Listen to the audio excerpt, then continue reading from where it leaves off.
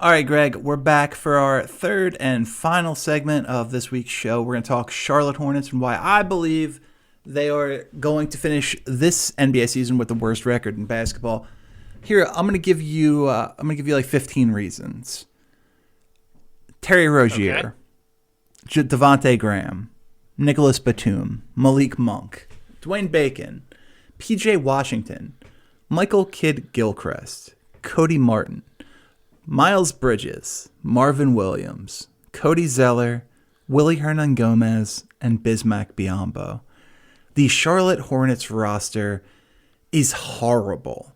I know that this was kind of the offseason of, oh boy, let's try and get something in a sign and trade for our free agents, and that they managed to land Rozier when they lost Kemba Walker to Boston, but I would have rather had nothing.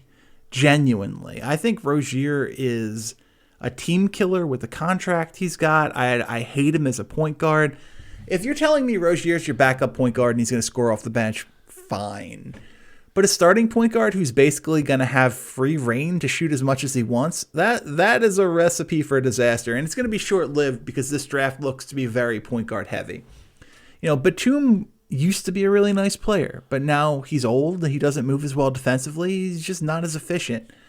Malik Monk is just not good. He was fun to watch at Kentucky. You know, him hanging 51 was fun. He could shoot the basketball. He can get hot. It has not translated to the professional level.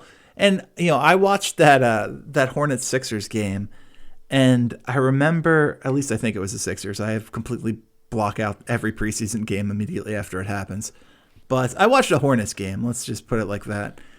And it was one of those things where they're talking about how Malik Monk's put on 20 pounds in the offseason, because everybody's put on 20 pounds in the offseason. Everybody who needs it. Everybody who was heavy lost 20 pounds.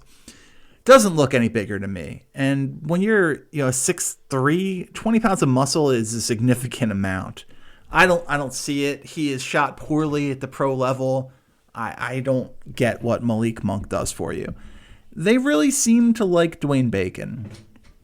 Again, to me, Dwayne Bacon's a really nice piece off the bench who can put the ball in the hoop and nothing else. They draft P.J. Washington 12.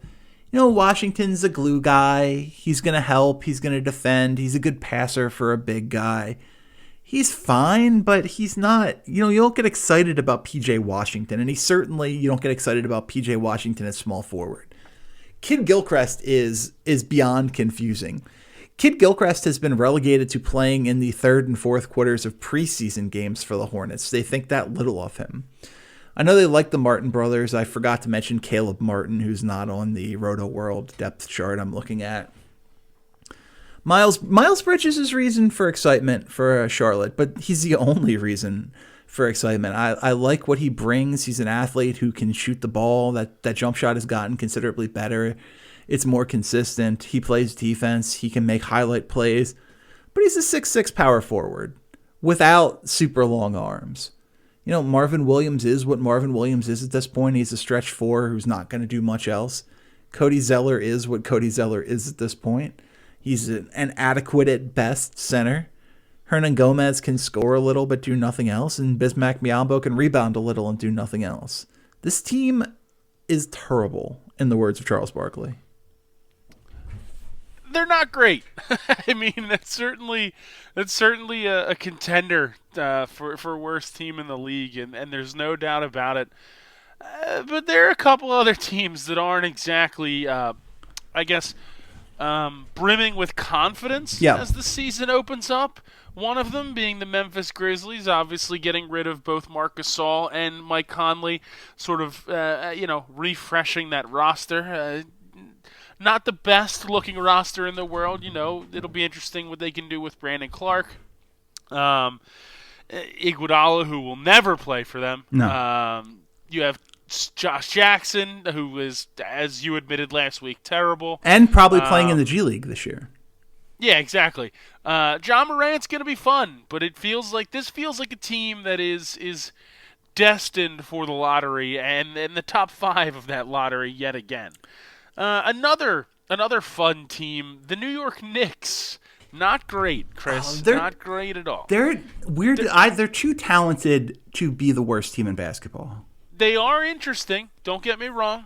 The Julius Randle, Mitchell Robinson combo, and obviously with your favorite draft pick of all time, R.J. Barrett, Dennis Smith Jr., Frank Ntilikina, who's not going to get off the bench because he couldn't last year. Alfred Payton, Wayne Ellington. Yo, let's talk. I'm nervous to talk about this because I'm afraid he'll actually try to find me and fight me. Okay. But Marcus Morris hitting the dude who used to play for the Justin Sixers Anderson in the head with the ball. Yeah. Him hitting him in the head with the ball is the punkest of punk moves I've ever seen in my entire life. Like, what are we doing? Are we professionals? Are we professional basketball players? Like, what is this? It's up there. And then everybody... It's up there with, was it Carmelo that took a cheap shot at Marty Collins? Yeah, like, what is... Like, come on, dude. This isn't... Sorry.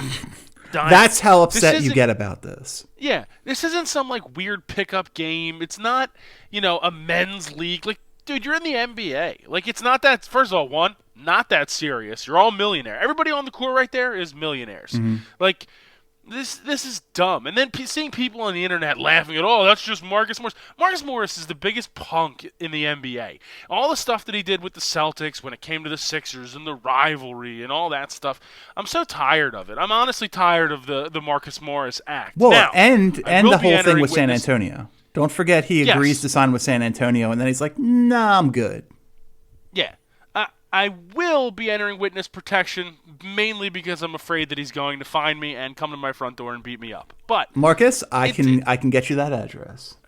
It's just like I don't like it. I don't think it's funny. It's not, I know we live in this world of viral clips. It's like, dude, just play basketball. Like, I don't care. You guys want to get into a shoving match, you want to do that, but hitting somebody in the head is just like the scummiest of scum moves for no reason. Agreed, but... And it's the preseason!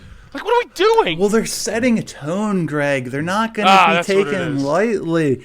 Look, the Morris thing's confusing because apparently they're going to start him as small forward with Julius Randle and Mitchell Robinson. Why are you not getting Kevin Knox every second of on-court experience that you can? I don't understand because they're the New York Knicks. If I were the Knicks, this year would literally just be about R.J. Barrett, Kevin Knox, and Mitchell Robinson and finding out whether or not they're going to be pieces for the future. But then they go out and they sign every available power forward this offseason. They get Bobby Portis and Taj Gibson and Julius Randle and Marcus Morris and blah, blah, blah. And they draft Iggy Brzezikis. I love Brzezikis, but... Oh, man, it's a weird roster, but I think they're too good to be I think there's too much talent to be the worst team in basketball, and I think Memphis is going to be too athletic, and they're going to run. They're going to be better than a team like the Hornets. There's other teams. If we're looking at the Bovada odds to win the NBA Finals, then there is some competition at the bottom of that list. There's no doubt about that. At plus 30,000 to win the finals, you have the Hornets, you have the Cavs, and you have the Suns. You have the Knicks at plus 25, the Wizards at plus 20. They just get Bradley Beal back. The Grizz at plus 20, Bulls at plus 20, Kings at plus 15. That's a team that is going to be interesting to watch with this Buddy Hield situation developing. But I don't see it. Maybe I'm surprised you went Memphis. Because if you were going to say Cleveland, then maybe I can see it. Because Kevin Love... I also thought Cleveland. They were one of the teams that I looked at. Love gets hurt all the time. They're counting on... I like their rookie class quite a bit. In Garland, and Dylan Windler, who was one of my favorite players in the draft, and Kevin Porter Jr., who has had a nice preseason. But maybe you could have sold me on that. I don't buy Memphis. I don't buy the Knicks. Even Cleveland, assuming they stay healthy, is going to be better. This Charlotte team is just terrible, and they have, aside from Miles Bridges, no young pieces worth building around. Yeah, honestly, I couldn't. The only reason I couldn't choose Cleveland is I'm a big Colin Sexton guy. That guy at Alabama was a cover machine. And I'm talking about defense. Unless they're taking on Costas Antetokounmpo and those Dayton Flyers. They never played Dayton that often. But I also think the Suns are going to be better than people think. I know that's weird to say because they're perennial basement dwellers, but I think Ayton can take that next step. I think he'll get a lot of help from Baines, who can at least give him some idea of, I'm trying to think the best way to sort of not play offense, because that's not Bane's specialty, but it's the other stuff that goes around, do like the dirty rebounding work. And things like that. Yeah, exactly. I think he's going to get a lot of help there. I think Bridges can take another step. I like Ty Jerome. I think that's a good add. Cam Johnson, maybe the best shooter in the draft. Yeah, absolutely. Obviously, you have Dario. You have Frank Kaminsky, which is an interesting move. They add Ricky Rubio, who is a notable crisp guy, big advocate for Ricky Rubio. So Booker's not going to have to carry the burden of facilitating the offense.